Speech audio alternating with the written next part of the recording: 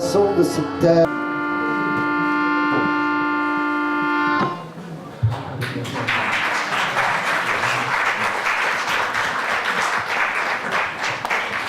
Merci Denis.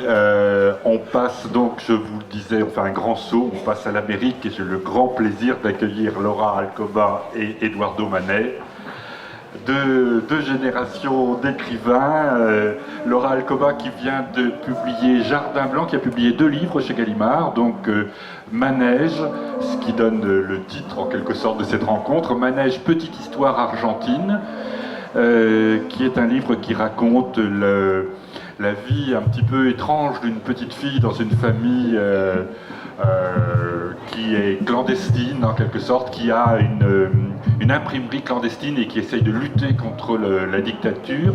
Et Jardin Blanc, qui est un livre très original, je dirais, un peu onirique, l'histoire d'un immeuble madrilène, dans lequel, tenez-vous bien, il y a au premier étage 2 sœurs un peu étranges, enfin qui jouent un rôle très important dans l'histoire, mais à l'étage supérieur, le général Perón, le lien avec l'Argentine est quand même toujours présent, et à l'étage encore supérieur, Ava Gardner, en personne.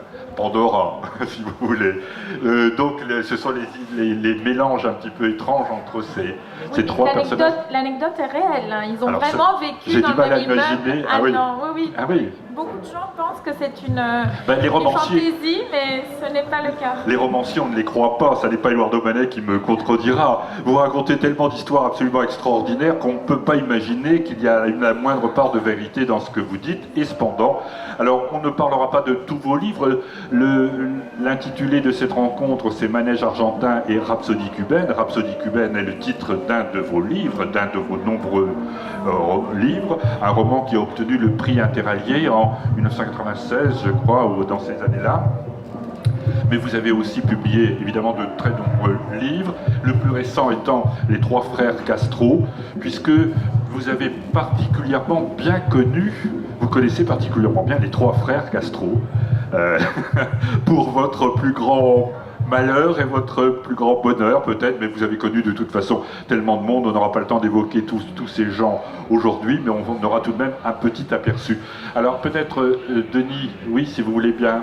D'accord. Oui. Je vais lire déjà un extrait du livre de Laura. D'accord.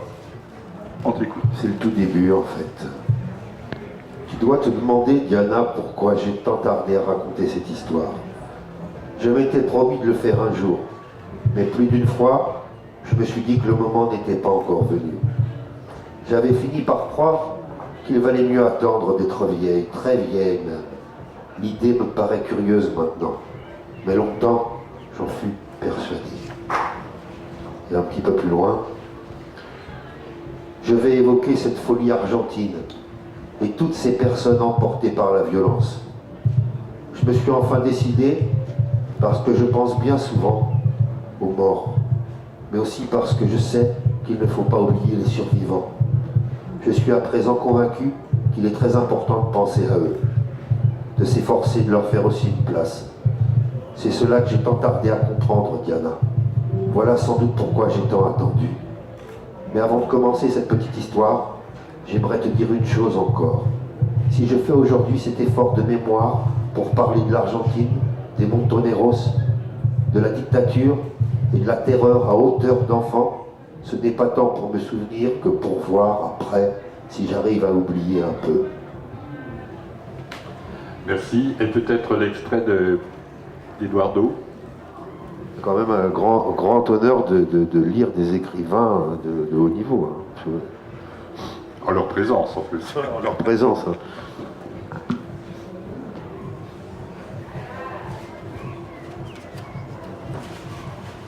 Voilà. Donc, j'ai choisi un extrait qui peut-être résume le portrait de Fidel Castro qui est fait dans ce livre.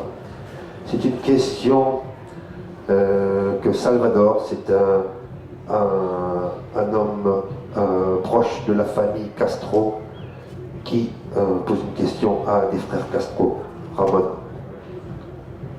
Ramon, dis-moi Salvador, Fidel a décidé de créer une ceinture verte autour de la Havane. Il veut y faire pousser des caféiers. Tu es au courant? Un peu plus loin. Je pense comme les agriculteurs de la région. Le terrain ne s'y prête pas. Et le vent chargé de sel venant de la côte agira comme un véritable poison. Quelqu'un l'a-t-il expliqué à Fidel? Il a reçu une délégation de paysans miliciens, des hommes intègres, des révolutionnaires convaincus. Et alors? Ils ont dit ce qu'ils avaient à dire, tout expliqué. Ton frère les a écoutés d'un air concentré. J'étais là, Ramon. Je faisais partie de cette délégation. Et alors? Fidel a fait un discours pour démontrer qu'il avait raison et que la volonté du peuple prouverait que l'arbuste à café fleurirait autour de la capitale. Et après, je crois connaître la suite. La délégation a déclaré qu'elle se trompait et que le commandant avait raison. C'est bien ça, non? Exactement. Le projet a bel et bien été lancé. Et maintenant, tu sais ce qui va se passer? Toutes les familles, je dis bien toutes les familles, de père en fils, seront réquisitionnées chaque dimanche pour aller sarcler et creuser la terre afin de faire pousser des caféiers à la périphérie de la Havane. Merci.